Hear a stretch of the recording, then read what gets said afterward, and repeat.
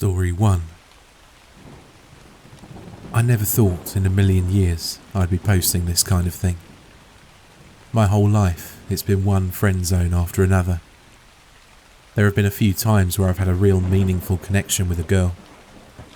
But most of the time something goes wrong, or it turns out they're a psycho. They'll talk about how they want romance, but freak out when you surprise them.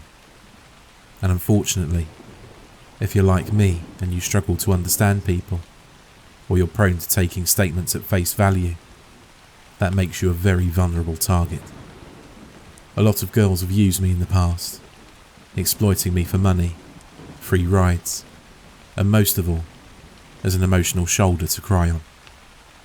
In my experience, most women love to play games, flirting with you one moment and then withdrawing the next. And by doing that, they can keep guys like me dangling for years because we're just too trusting. That's what makes Valerie different. She's never asked me for anything like that, and I know she's super smart.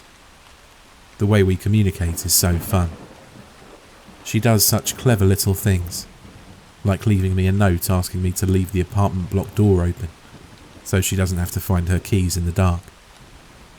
It'll just be a note pinned to my door, but it's her way of letting me know that she's thinking about me. Other times, she'll ask me to hold a door open while she walks past with her groceries. When I do, she'll look at me and smile in a way that makes it clear she likes me. But it's more than just attraction. We have a really deep connection. Sometimes she'll walk downstairs barefoot and I'll say, "Nice shoes," and she'll laugh. Over time, it's become our little in-joke. We've had this back and forth for nearly a year. I always try to catch her going up her stairs, and I come out and ask how she is, and she'll smile at me and laugh at my lame jokes, and it's just perfect. And I've needed it. I've been in a dark place for a long time. I came out of university and got a job working from home. And without any real reason to go outside, I pretty much just stopped. I played games and ate pizza. I've gone weeks without leaving my flat. It was like that for so long. I became scared of going outside or speaking to other people. And then one day she turned up, and unlike so many people I know, she went out of her way to be nice to me. Without those flirty moments, I think I might have gone all the way down a dark path. But now that she's moved in, well, I go outside and she'll be in the hallway, laundry basket tucked under her arm, just waiting to ask me questions about my day. And not just generic stuff either.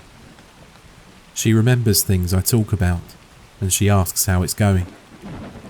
She'll ask about my work projects, or my hobbies, or if I'm excited about a new game she remembered me mentioning. It's incredible to have that kind of meaningful relationship. Honestly, no other girl in my entire life has made me feel cared for like that. That's why I need to keep her safe. I don't think she knows, but I managed to get into the CCTV for the building. The landlord asked me to help set up the internet in this place, and I got him to let me take care of the building's IT stuff in return for a rent reduction. Now I can check all the cameras throughout the public areas of the block. Well, it's really good I can do that, because lately I've had to intervene to keep Valerie safe. One guy followed her home from a night out, and I could see her lean into his ear and whisper something, telling him to leave. Poor girl was probably too scared to say it out loud. But then she trotted up the stairs, and he waited a moment and followed. The thought of how he would have hurt her, it makes me scared. Not for her, but for him. Because the things I would have done to him, he would be begging for his life. I don't think that guy can even imagine what this £350, almost 6 feet tall silverback would have done to him if he'd hurt one hair on Valerie's head. After he went upstairs, I went and buzzed her flat, over and over. It must have scared the guy away though, because when she answered, she said her place was empty. She was sweaty and her clothes were torn, but she told me she was just exercising.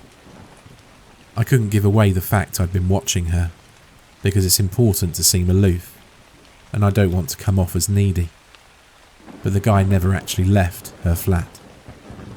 I checked the cameras over and over to make sure he wasn't lying in wait.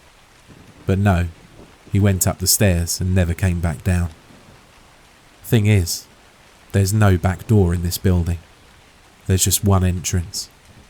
That can only mean one thing. He was so scared of me, he jumped out the window. That's exactly the kind of protection I can bring to Valerie. It's very important to me that I can keep her safe. Unfortunately, I'm worried about how a relationship is going to work if she makes it so hard to protect her. Because the big thing is that this incident wasn't a one-off. It keeps happening. I've taken to hanging around the front door when she goes out, so that when she comes back, I'm here waiting, ready to shoo any guy away. She always seems really icy and weird at the time, but whenever we meet afterwards, she's clearly appreciative because she's back to normal, smiling and asking how I am. I wonder, is it just fear that makes her seem annoyed when she comes home and finds me waiting? I can't help but wonder what she thinks is happening when she lets these guys follow her home. She's putting herself at risk. Thank God I'm there to intimidate them, because none of them ever come back out the front door. They must walk straight up the stairs to her place and jump right out of the window just to avoid passing me again. That's a pretty crazy thing to do, considering it's not the ground floor. I will say, Valerie is young, and I'd like to think as she grows up, she'll become a more sensible young woman. But that's not the only red flag for me. There are others. For one, there's hygiene. Valerie always looks incredible, and she smells great. But the few times I've got a whiff of her flat, it's been... I don't want to come off as alarmist. It's just, it smells awful. Like eye-watering, skin blistering, paint peeling awful. Like my dad used to say, that smells worse than dumpster outside of a zoo in the middle of August. And the smell coming out of Valerie's apartment fits that saying perfectly. I mean, it's really hard to maintain this image of a precious little princess when you know she lives in a place that smells like a butcher shop. I tried to get a glimpse of her flat when she answered her door that one time, but it was all dark. Again, I know she isn't perfect. I just didn't expect one of her little quirks to be so gross. I don't even know what's making the smell, but I know the guy above her made a bunch of complaints via snarky post-it notes, but he stopped recently. At first I totally blamed him. How dare he say something mean about my girl? But now the smell is starting to seep downstairs. I'm pretty grotty myself, but sometimes I smell it and it's just like, Jesus, she lives in that? I'm concerned for her health if she doesn't get out of that unhygienic place. It's too embarrassing for me to approach her about it, so a while back I figured maybe I'd try to speak to the guy upstairs and get him to file a real complaint with the landlord. I knocked for like 10 minutes and didn't get an answer. Thankfully, I'm super close with the landlord, and a while back he gave me a master key because I needed to get into various crawl spaces between floors to lay Ethernet cables down. Long story short, I made a copy before I returned it to him. I swore I'd only use it in case of emergencies, but I figured maybe it was an emergency, and if anyone asked, I'd just say the door was open. I didn't expect the smell to be so bad. It wafted out when I pushed the door open, and it was almost as bad as Valerie's place. The apartment beyond was dark and humid and crazy hot. The old guy had pumped the central heating up to maximum, and the effect was like walking into Jumanji. I called out his name, but no one answered, so I started exploring. It was the usual old guy place. Newspapers were everywhere, magazines piled up high. For some reason he had a radio he still used, and a bunch of microwave meals. I did see some pictures of him with his late wife, and whoa, she was not a looker. I couldn't imagine how some men settle for women who look like that. He actually looked happy in his wedding photos. How sad is that? Anyway, I went through his apartment, but couldn't find the old guy. I did, however, find the source of the smell, and clearly there must be some kind of infestation.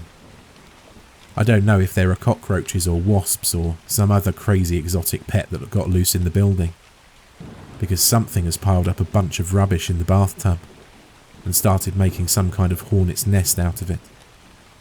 It was about chest high and shaped like a weird bubbling island that jutted out of the water the colour of blood and oil. The hive itself was made of rotting meat, chewed up paper, discarded fruit, all kinds of random stuff. Hell, there was even the old man's robe in there, and that guy never took that thing off. Looking around a bit more, I saw that the fridge door was wide open and it was completely empty. So the old guy must have taken all his food and put it in the bath. Weird, right? Either way, the nest looked completely emptied. Whatever had made it was long gone now, so I decided to give it a little poke. It felt like rotten wood beneath my finger, but it was somehow greasy. It left a residue on my finger the colour of bolognese grease, and it stank for days. I sniffed my finger and started gagging when out of nowhere, this groan came from the hive, and it moved, just a little bit. It sounded an awful lot like someone saying help, but it was so muffled and I was so scared. I didn't really get a chance to think about it because I was running for my life.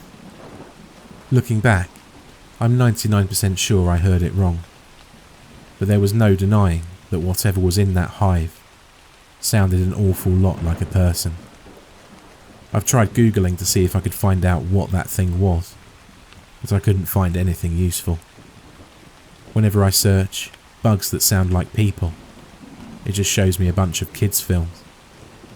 There must be something in nature that makes that noise, because sometimes when Valerie goes out, I sneak up to her door and press my ear close to it, and I hear the same thing. It's all weird and distorted, but it definitely sounds like the word help.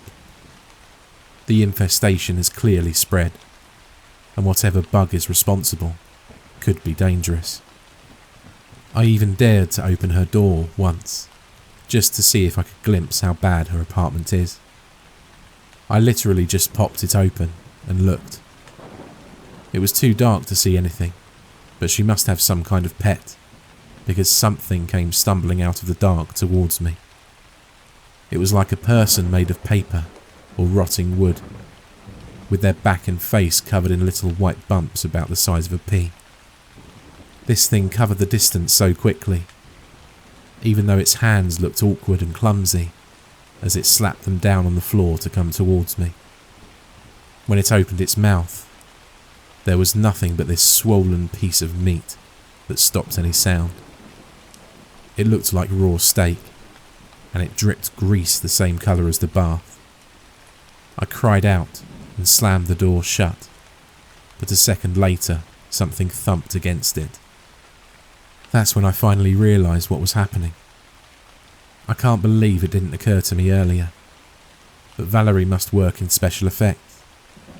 I felt like such an idiot as the thought sunk in. I always knew she was a creative. Women always are. Anyway, it suddenly made sense why there was that hive upstairs, and why Valerie was taking so much stuff out to the bins. It might even have explained the smell, although that doesn't necessarily make the hygiene aspect any better. I do worry that Valerie knows I opened her door, Earlier today, I saw her dragging something in a big thick bin bag down the stairs. I rushed out to help her and went to help, but she pulled it away and looked at me really angrily. She snapped at me, telling me to leave her alone. For a second I almost listened, but girls never really know what's best for them, so I went to take it anyway. Unfortunately, I just ended up ripping it. I expected Valerie to get really upset with me, maybe even cry. But both of our eyes were drawn when something plopped out of the sack that thudded its way down the stairs like a rotten cantaloupe. I ran down and looked at it, not knowing what it was at first. It looked like a bunch of unhardened papier-mâché, and it was very similar to that nest from the old man's place. When I reached down and picked it up, I saw it had hair and these empty eye sockets, and even a stump where the neck should be, and there were thousands of pock marks all across the face, like little dents or burrows. That's when I realised this was the prop I'd seen in her flat. I asked her, "Do you work in special effects? It must be I took a good look at the head. It didn't look very realistic at all. Everything was out of proportion and all bloated. "Is this a work in progress?" I asked politely. I don't know why, but I kind of muttered, "I'm sure you'll get better." I wanted to sound reassuring, but as soon as I said it, my heart dropped. I didn't want her to be upset at me. Thankfully, Valerie just kind of stopped, looked at me, and then laughed her ass off. If anything, I think she appreciated my honest criticism. Afterwards, she smiled this sort of cheeky, flirty smirk and asked me to help clean it up with her, so I did. It took hours for us to do it properly, but being knelt down together, scrubbing the floor, was the closest we'd ever been physically, and I liked it. Plus, I got to see just how creative she was, because there was all kinds of cool stuff in that bag, including mulched up feet, severed fingers, and these crazy wasps the size of my fist. None of the human stuff looked any good, but the bugs were amazingly detailed and so realistic. One fell out of the face's nose, and when I picked it up, Valerie looked so sad. I asked what was wrong with this decoration, pointing out just how realistic it was, and she said that sometimes the process just doesn't work out. I almost made a joke, but I could see just how bummed out she was about it. Personally, I couldn't see what was wrong with it. The feel of the wasp's hair, that long creepy stinger, and the way it plopped out of the guy's nose. It even had bits of gore in its mandibles. She'll be famous one day. But I also know what it's like to feel like a failure, no matter what. So I just put a hand on her shoulder and said, "It'll be okay." I think it paid off, because afterwards she asked if I wanted to come up to her place for coffee. One weird thing was that early on during the cleanup, she looked up at the camera for a long time and her eyes narrowed, like she just realised something important. For a second, I wondered if she'd realised how I'd seen her struggling on the cameras. But aside from the weird look, she never mentioned it. And besides, during the cleanup she was super nice to me, asking me about my family, my parents, if I have any siblings or friends. And then finally, she asked if I wanted to come up. I could have squealed like a schoolgirl when she said that. Obviously I said yes. I am nervous though. What if she keeps doing risky things like letting men follow her? And what if she's a really bad homemaker? I've smelled her flat, and I'm not sure I want a woman who prioritises her career over basic domestic chores. I guess I'll just have to wait and see. Story 2. After the incident, my therapist urged me to keep a diary. The incident occurred last year, and long story short, involved me attempting to burn down the local Catholic church in the middle of the night. The fallout from that adventure was handled discreetly, as such things usually are when you have wealthy parents. But I didn't get off scot-free, and had to endure various forms of punishment.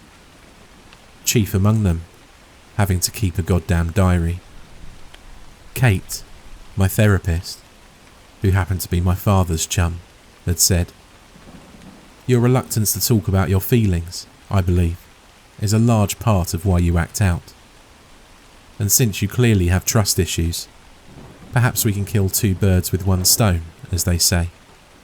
And you can keep a journal where you talk to yourself about what happens every day and how you feel about it. Perhaps once you learn to trust yourself, you can start to trust others, and then you can talk to them about your feelings." All I ever wrote in that diary was a bunch of rubbish that I thought would make my parents, who snuck into my room every day to read the thing, satisfied enough to leave me alone.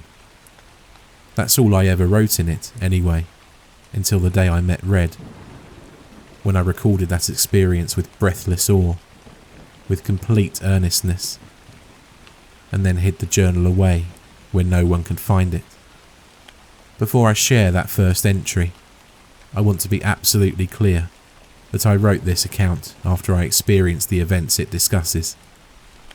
I clearly remember sitting in my bed, opening the drawer of my nightstand, withdrawing a pen and the diary, and writing the following. Sunday, October 18th. Dear Diary. Damn, Red. Where did he come from?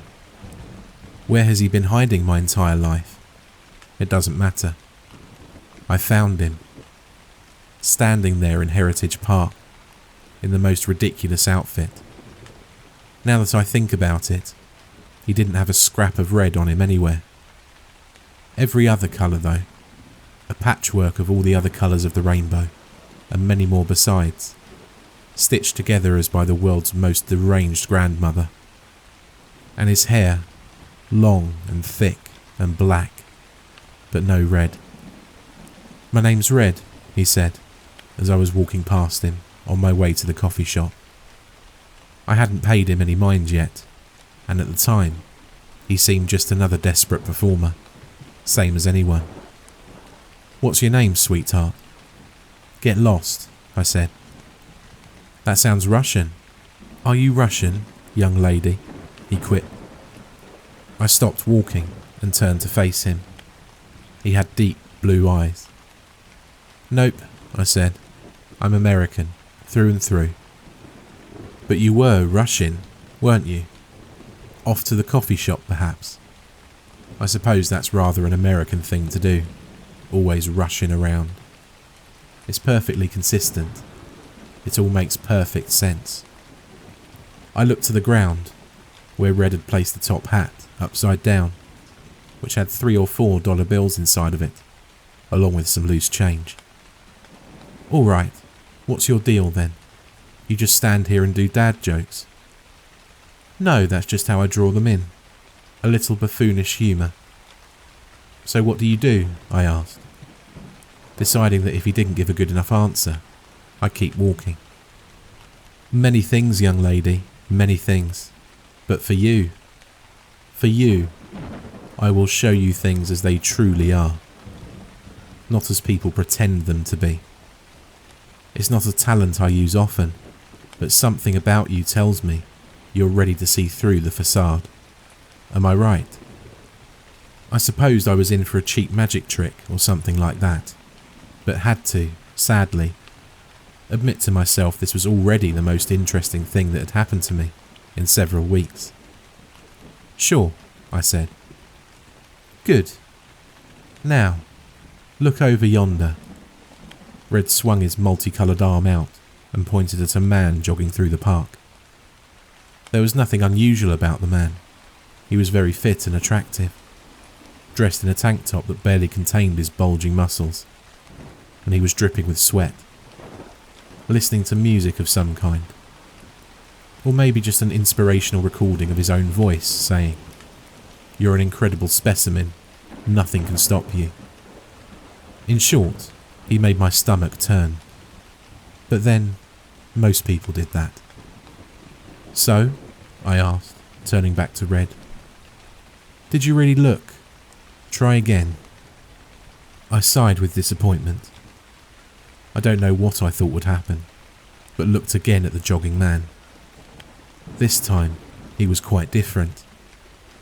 Now he was simian, looking for all the world like a giant monkey, with a monkey face and monkey limbs. He was dressed in the same sort of absurd garb that Red was wearing, with tattered bits of blue and yellow and pink flapping around, as he moved along in a waddle, lifting each leg high and bringing it down somewhere off to the side, like a big awkward crab monkey clown.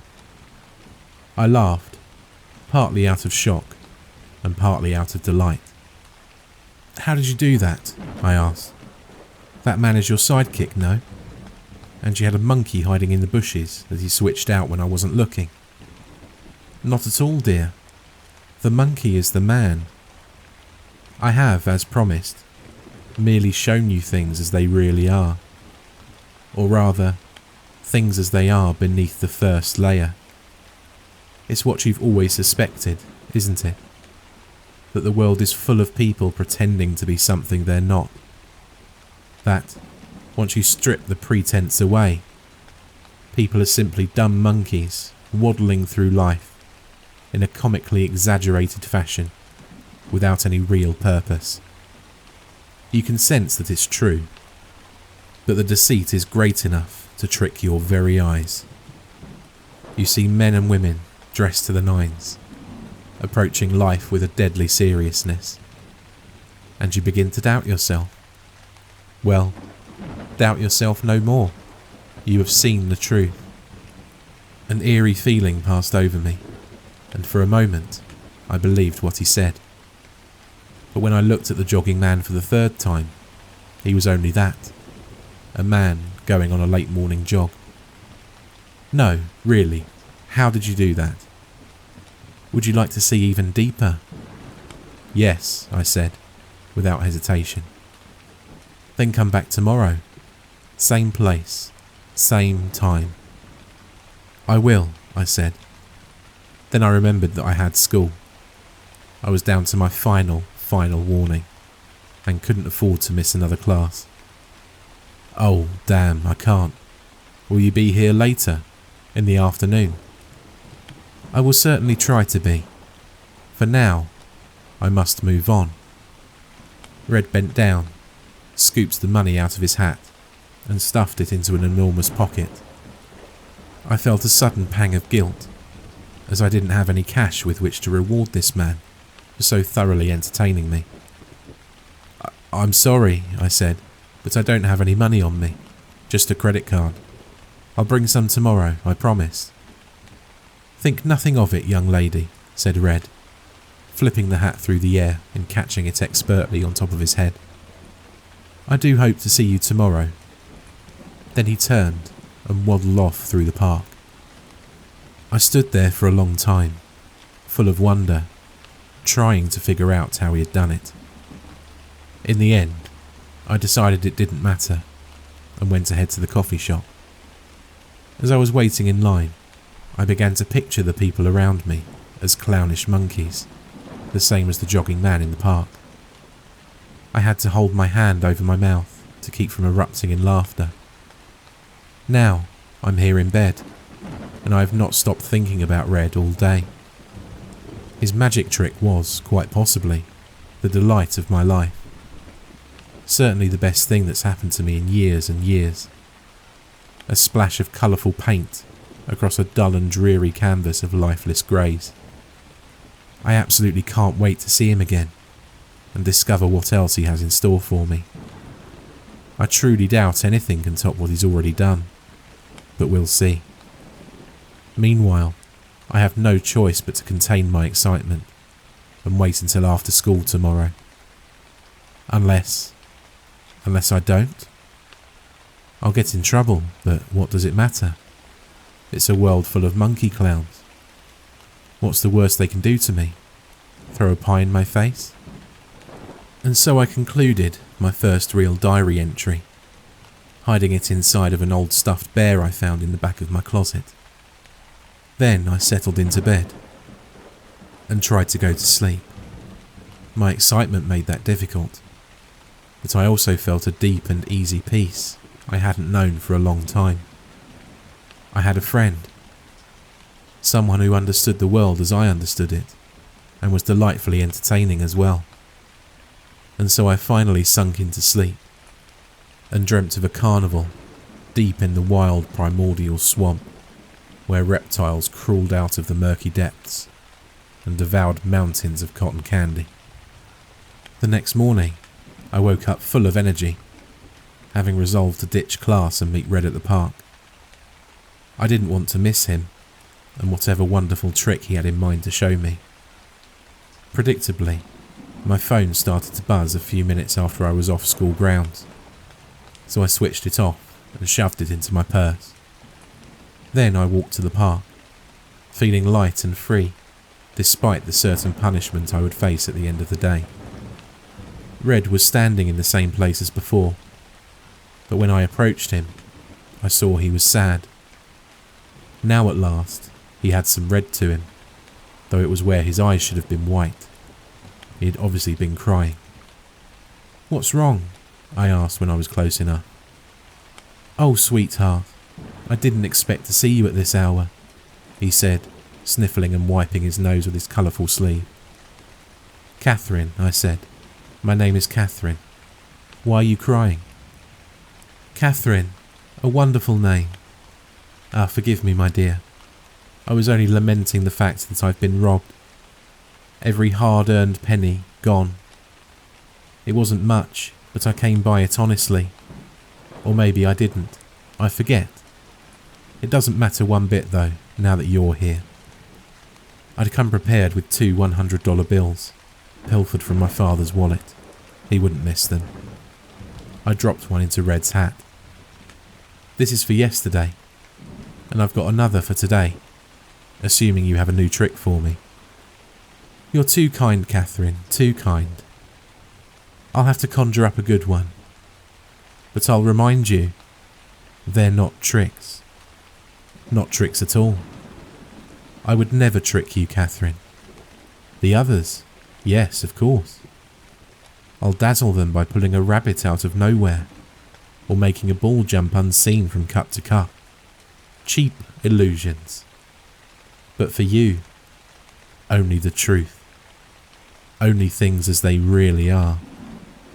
1 minute now, hold on. Okay, here comes our jogger. Same one from yesterday. Are you ready?" "Yes." "Then look."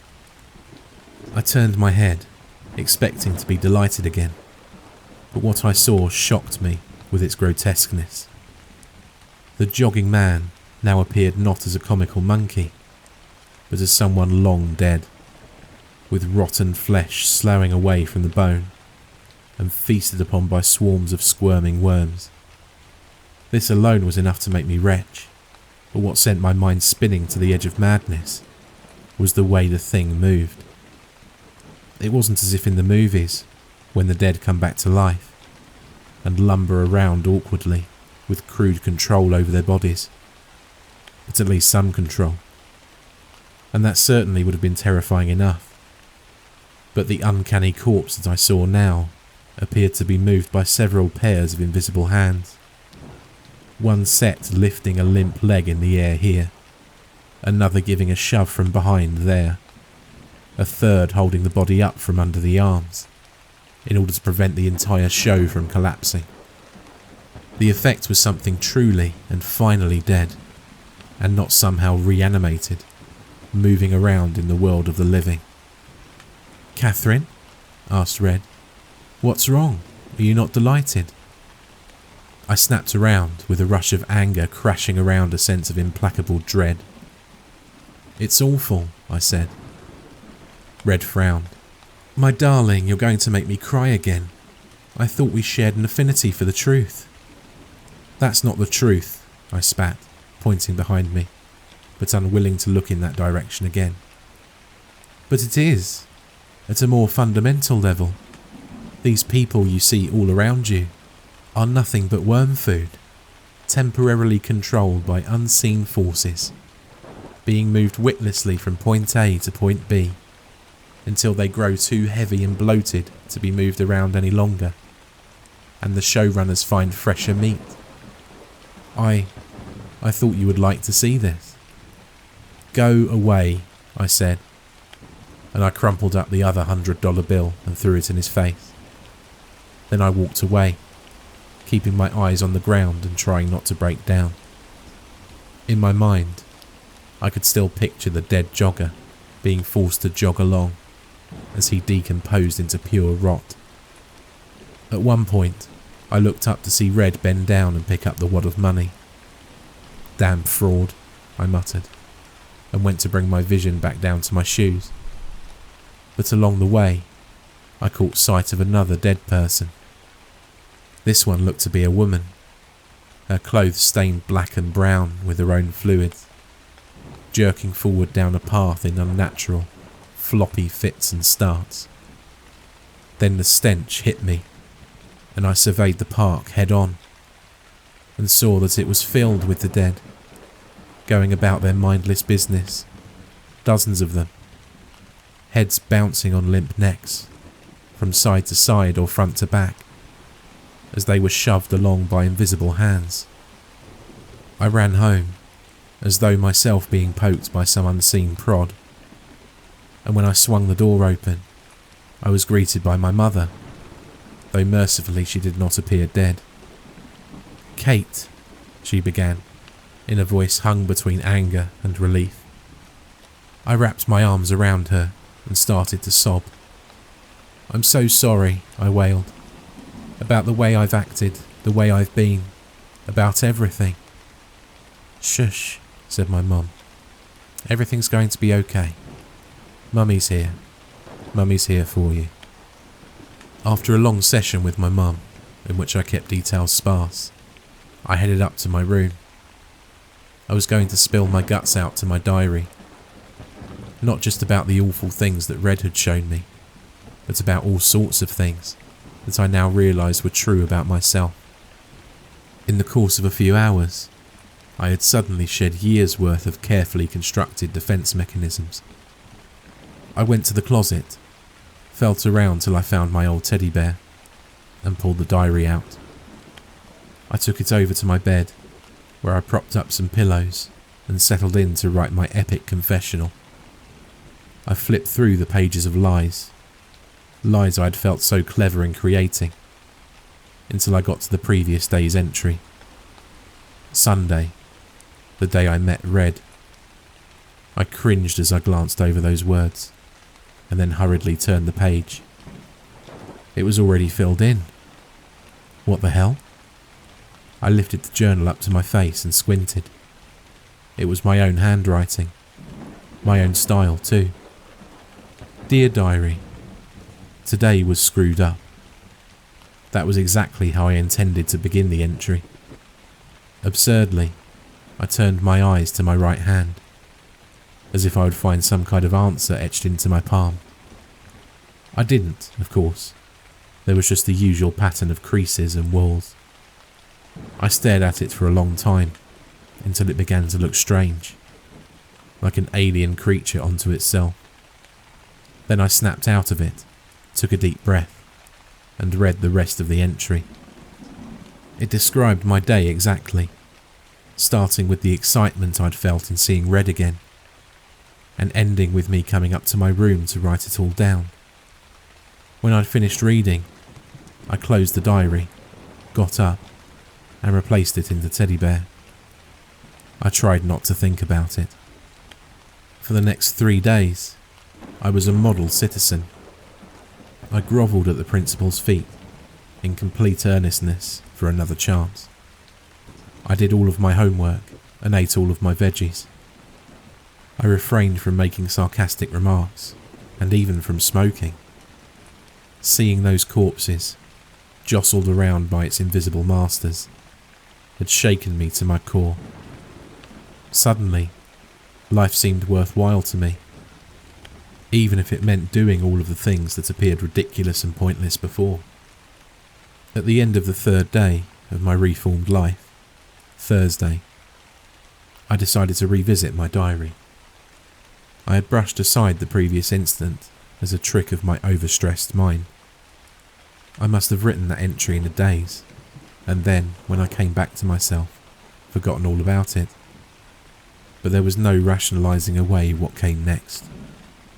I opened the journal and flipped to the last entry. It was for Friday, October the 23rd, which is to say, the future.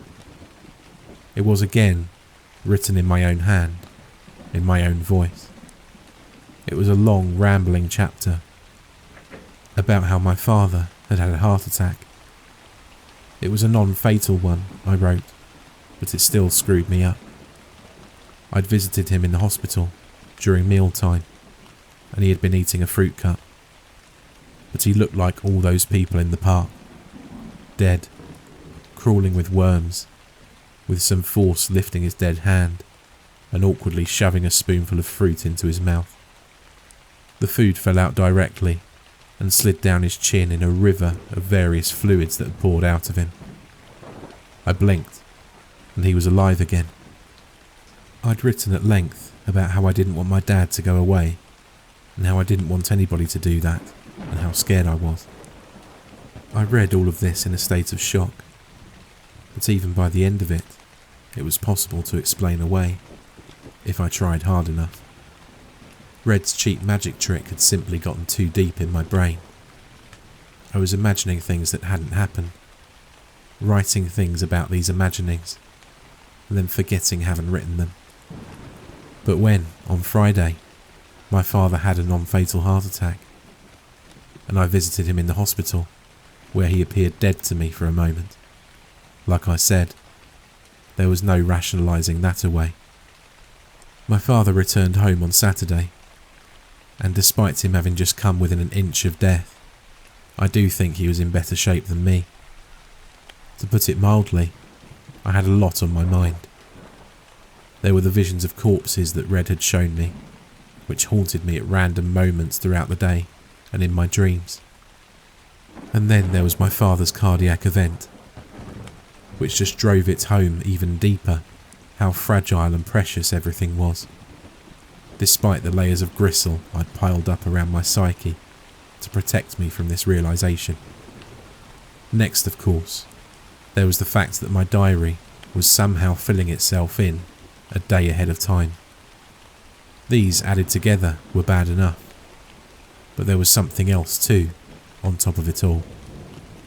It was a feeling in my stomach and my throat, a thought clawing at the back of my mind, that what Red had shown me was more real than the reality I saw, and that there were things more real than even that, and that it was all terrible. I would look at a shadow, and it would seem to hold more substance than whatever was casting it, and I sensed it contained depths that nobody understood or was capable of understanding. I spent the better part of Saturday in my room alone, trying to hold it together, but feeling always on the verge of cracking apart into jagged pieces of incoherence. I eventually passed out that evening. I awoke late in the morning on Sunday. I felt protected, as if nothing could hurt me. It was then I decided it would be a good idea to look through my diary again. It can't hurt you, I told myself. And now, I've been sitting on my bed for hours, trembling. Is this really happening? It feels as real as anything that's ever happened to me. But has that all been real? I don't know. All I know is that when I opened my diary, this is what was waiting for me on the last page. Monday, October 26th. Dear Kate, I don't think it matters what you do. Red will find you. And when he finds you, I would suggest not trying to escape. Maybe you'll be luckier than I was, but if you're not, you're better off not fighting. He tells me that our suffering is in proportion to how much we struggle against it. He's going to take me now to the church, the same one that I tried to burn down last year. He thinks that's very funny. He says that flames dance everywhere, all the time, and that they define the limits of the world, and that once I see them, once I really see them, he's going to take me past the flames, he says, and show me something more beautiful than I can comprehend. He says that there's nothing to be afraid of, but I'm afraid. I'm really, really afraid. I am too, Kate. Jesus Christ, I am too. Story 3. It started as a joke. My wife and I host a lot of parties, and if you've ever done clean-up after a party, you know that people leave things behind. Hats and coats constantly, scarves, purses, whatever. One time I found a pair of prescription glasses stuck in between the couch cushions. They were thick lenses too, like Velma thick. I don't know how the owner made it out of the front door without them, let alone how they drove home. A lot of the time, we'll get a call the next day or the next week, someone going, "Hey, so, I haven't seen my jacket lately. Did I leave it at your place?" But sometimes, no one ever claims it. And Jenny and I, Jenny's my wife, we aren't about to call everyone who was at the party to ask if they're missing whatever we found. So we just chuck it in a wooden chest we've got in the closet and leave it there until someone does come looking.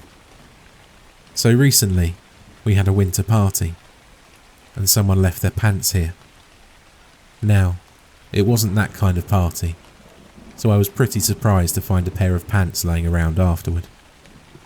They were snow pants, the kind you wear over your other clothes to keep them warm and dry, and they were folded up and stored in a corner. I figured that probably someone had shown up in them to stay warm, and then taken them off once they got inside. Between the warmth of the house and the warmth of the alcohol, they must have forgotten to put them back on when they left at the end of the night. Jenny flipped through her pictures from the evening, but didn't have any shots of anyone wearing those pants, so into the trunk they went. As Jenny was tossing them in, she commented, "I bet we could clothe a whole person with what's in here." We laughed, but then I got to thinking that she was probably right. So later on, I dug through the trunk and sure enough, in addition to the pants, we had a button-down shirt, multiple jackets, several hats, a pair of gloves, a couple of scarves, and 2 pairs of shoes. While Jenny was out of the house that night, I put the shirt on a hanger, hung the jacket over it, clipped the gloves to the sleeves and pants to the bottom, and wrapped a scarf around it. Then I hung the whole thing up in the hallway, plopped a hat on top and put the shoes beneath it. The pants hung just to the ground, so at first glance, it really did look like someone lurking there, especially with the lights off. I heard the door slam when Jenny got home. She started to call out a greeting, but is abruptly cut off in a shriek. I came into the hallway, laughing, to find Jenny standing there with a hand to her chest, glaring at me. The clothes dummy swung quietly off to the side. "Real funny," she said. "You about gave me a heart attack." "I'm very sorry," I said, but I was laughing much too hard for her to believe me. "Yeah, you will be," she said, with mock seriousness, but she was laughing too, now that she was past the initial shock. Anyway, I thought it was all extremely funny, right up until I got up in the middle of the night to go to the toilet. I walked into the bathroom, turned on the lights, and shouted out loud, because Jenny had moved my clothes dummy into the bathroom and posed it sitting on the toilet. From the bedroom, I heard sleepy laughter. "Do you know what happens when you scare someone who's on his way to the bathroom?" I demanded. Rags are under the sink. Clean up whatever you need to, Jenny called back. A lesser man would have to clean up. I have iron self-control, I told her. Is that why you screamed loudly enough to wake me up? She teased. I didn't dignify that with a response. Also, I didn't have one. So this became a thing. Jenny and I would move the dummy around, and after a while, it wasn't even to scare each other anymore. We named him Albert, and he was just a feature of the house after a few weeks. We'd put him in the kitchen, the dining room, wherever. I came home a couple of days ago to find the clothes slumped in my chair in front of the TV, with one of my beers in his glove. I just got another beer and took a seat on the couch. Jenny came in later and said, "You're not going to move him? He was here first," I shrugged. "You're ridiculous," Jenny told me, and took Albert's beer. "He's not going to like that," I said. Jenny laughed. "What's he going to do about it?" That was a couple of days ago, like I said. Yesterday, I came home to find Albert hanging by the picture window at the back of the house. His clothes were splashed with something red, and there was a dripping knife wedged in one of his gloves. It was a pretty gruesome sight, and I applauded Jenny's ingenuity. "Did he get you, honey?" I called. No response, obviously. She wasn't about to give up the joke that easily. "Hey, the stuff's dripping onto the floor," I said loudly enough for her to hear me, wherever she was hiding. "I think it's staining the carpet." Still nothing. So I got a paper towel and wiped up the pretend blood, and then took Albert's knife away from him. Whatever Jenny had used really did look like blood, and I was starting to get uncomfortable. "Honey? Okay, you got me. Joke's over." Still no response, so I went looking. I went through the entire house and couldn't find her anywhere. Her car was out front, but Jenny was just missing. I called her phone, but it rang through to voicemail. When she still hadn't shown up by midnight, I was starting to get panicked. I'd called a few friends, but no one had heard from her. I decided to get a few hours of sleep and then figure out what to do in the morning. I laid down, turned out the lights, and was falling asleep when I heard a slight noise in the doorway. I opened my eyes to see Jenny in the doorway. "Where have you been?" I started, turning on the lights, but my voice died in my throat. It wasn't Jenny. It was Albert, hanging from the doorway of my room, swaying slightly back and forth above his shoes. The knife was back in his hand. My heart was hammering. This was obviously just Jenny taking a joke too far.